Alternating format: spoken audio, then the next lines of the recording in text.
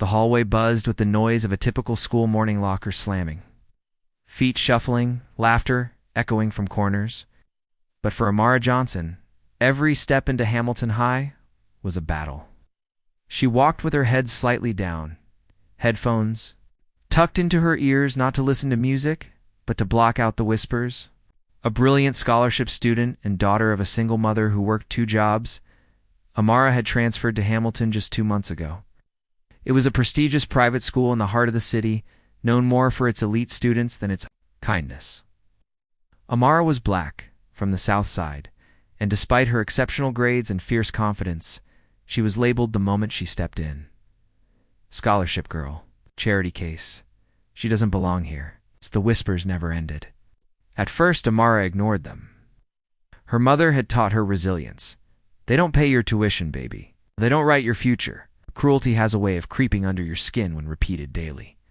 It started small, people turning away when she sat at a lunch table, her books knocked off the desk when no one was looking. But then came the real bullies. Emily, Troy, and Connor. The school's golden trio, rich, beautiful, and cruel. They didn't like the way Amara walked proud, or the way she answered questions too smart, the way she carried herself and bothered. One day after science class, it escalated. Emily, flipping her hair, blocked Amara's way. "You think just because you're smart, you can be one of us?" she hissed.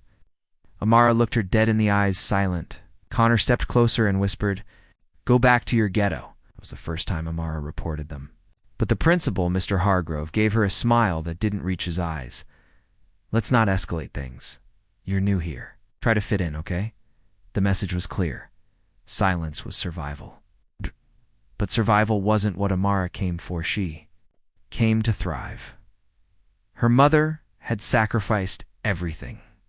Nights cleaning office buildings, walking home in the cold, unpaid bills stacked like bricks. Amara owed her victory. But the bullying didn't stop. It grew like fire fed by silence. One rainy Tuesday, Amara walked to her locker. Her hoodie was damp, her hair braided tight beneath it. As she opened the locker, a hand slammed it shut. Emily, this time she had an audience about 15. Students circled them. Connor laughed. Troy held up his phone. "You gonna run to mommy again?" Emily sneered, and she grabbed Amara's collar. Hard. "Say something, freak." Everyone froze. But not Amara. Her eyes narrowed. Her voice, cold and calm, pierced the air. "Don't ever put your hands on me again," Emily laughed. "Or what?" The next second stunned everyone. Amara twisted her arm from Emily's grasp, took a deep breath, and stepped forward. In fear, but in power. With swift, precise motion, she performed a roundhouse kick, learned from years of free community self-defense classes her mom insisted on. Emily stumbled back, falling against the lockers. The hallway gasped. Connor lunged toward Amara, but she ducked and stepped aside, letting him fall flat on the floor. Troy stopped recording. Teachers rushed in. Phones captured the final image. Amara standing tall, unflinching, over 3 shocked bullies. The video went viral by night. Not just for the fight, but for the caption. "Black girl fights back and she's brilliant too." But the real story wasn't just in the video, it was in the consequences. Amara was called into the office the next morning. The principal looked rattled. "This ... doesn't look good," he said. "You attacked them." "I defended myself," she replied. "And I have proof." Amara slid her phone across the table. She had recorded it too. Every shove, every word. Every time she walked into that hallway and kept her head high while they tore her down. And now the world was watching. The video spread across the city news. Outlets picked it up. Hashtags like #StandWithAmara and #Justice at Hamilton trended. Students who had once stayed silent spoke up. Former students, teachers, even public figures came forward to support her. The school board couldn't ignore it anymore. Emily, Troy, and Connor were suspended. Mr. Hargrove was put under investigation for suppressing bullying complaints. Amara? She didn't ask for fame. She asked for change. When interviewed, she said one thing that broke the internet. I didn't fight back to be viral. I fought because silence is a cage. I was done being quiet. But what came next would test her even more. Because power never surrenders easily. And sometimes speaking out has consequences you never imagined. ... To be continued in Chapter 2. ... Closing parenthesis. If you were inspired by Amara's courage, hit that subscribe button now. More real, raw, and emotional stories are on the way. Don't miss them. Chapter 2. The girl who refused to stay silent. The dust hadn't settled when Amara returned to school. Her mother, though nervous, stood by her side as they walked into the building.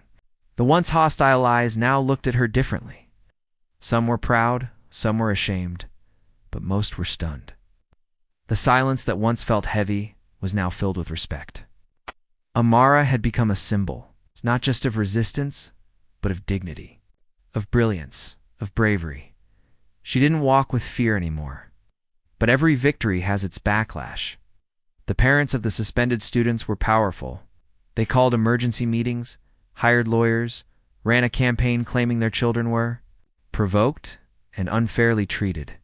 Online trolls began attacking Amara's character. Angry black girl, violent, troublemaker. But Amara didn't break. She went deeper. She organized a school-wide student meeting.